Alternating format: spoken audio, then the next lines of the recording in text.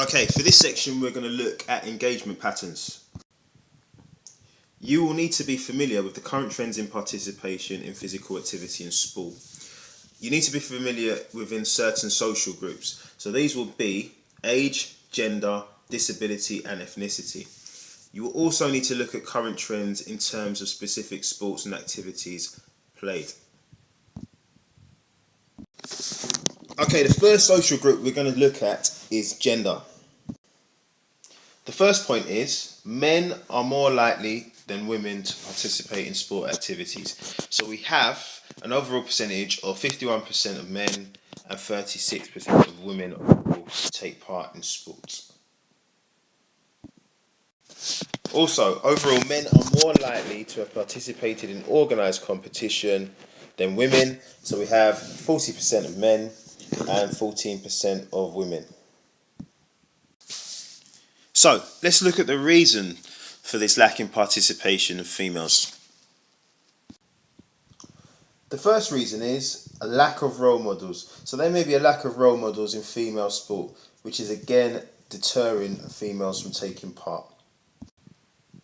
The next one is a lack of opportunities. So there could be maybe a few places where women can take part in sport or a few women only clubs. Third one is lack of media coverage. We maybe do not see as much female sport on the TV or in the newspapers or anywhere on social outlets. So definitely a lack of media coverage. Another one could be low self-esteem. So it's an awareness or a negative awareness of body image or a lack of confidence. I want to finish off by saying that even though these are some of the things that are reducing the number of women who take part or females who take part in sport, the gap is now reducing. So there are improvements being made as time goes on. Okay, the next social factor is age. As we can see, participation rates decrease as we get older. Participation rates also decrease in activities such as soccer, cue sports, meaning snooker and pool, running and cycling. These sports decrease with age. Okay, looking at these three sentences, swimming, yoga and keep fit activities remain the same between the ages of 16 to 44. Participation rates in golf are maintained up to the age of 69, and bowls participation peaks among 60 to 69 year olds. So it's not always just a decrease in the activity levels due to age. There are also some sports, as we just mentioned, bowls and golf, which maintain or even increase participation as we get older. Okay, so in general, why is there a decrease?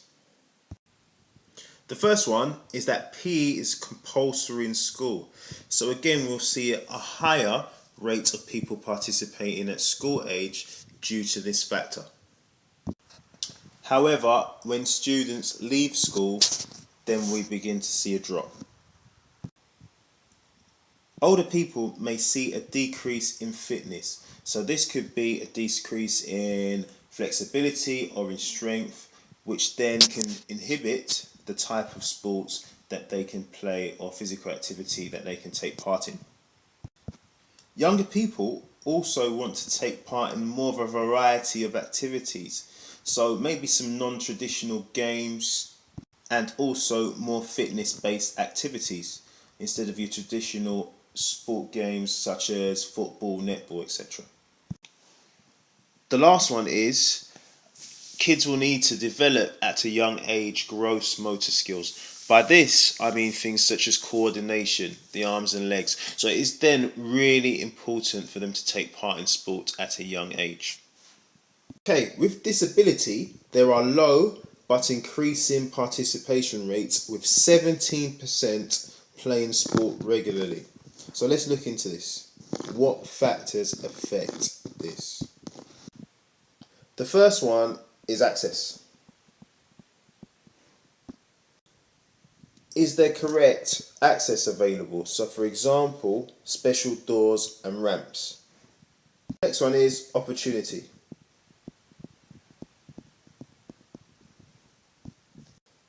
Is there opportunity for people with disabilities to be taking part in physical activity or sport locally?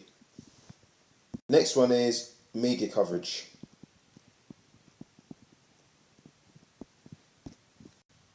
Again, there may be little to no media coverage of disability sports. And another one is role models. This is definitely improving with the introduction of the Paralympic Games, but there is still more to be done with this. Okay, the next factor is ethnicity. So let's just have a look at some of the data here. The first one, among different ethnic groups, participation differs little for men. However, for women, those from white backgrounds are much more likely to take part in sport compared to those from black and other minority backgrounds. So in general, participation from ethnic minority groups is lower than the national average. Okay, let's look at specific sports. Basketball and cricket have more than a third are from non-white backgrounds. Also in football and badminton, they have a higher proportion of people from non-white backgrounds.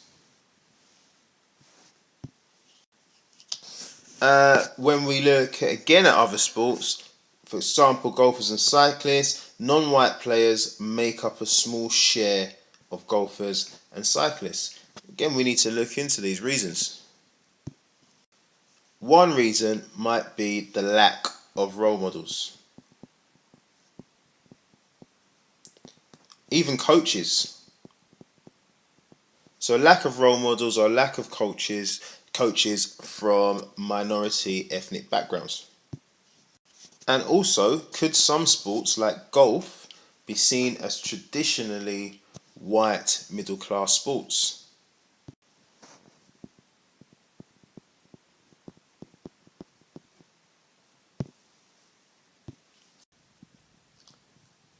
Another factor actually could be religion. So, for example, within some religions or cultures, you're not allowed to show body parts. So again, maybe for people wanting to participate in swimming, this could be very difficult. Okay, we can also look at participation from those from socio-economic groups. For example, at 16 and over, participation rates is greater in those from higher socio-economic groups than those from lower economic groups. There is one main reason for this, and that is obviously disposable income.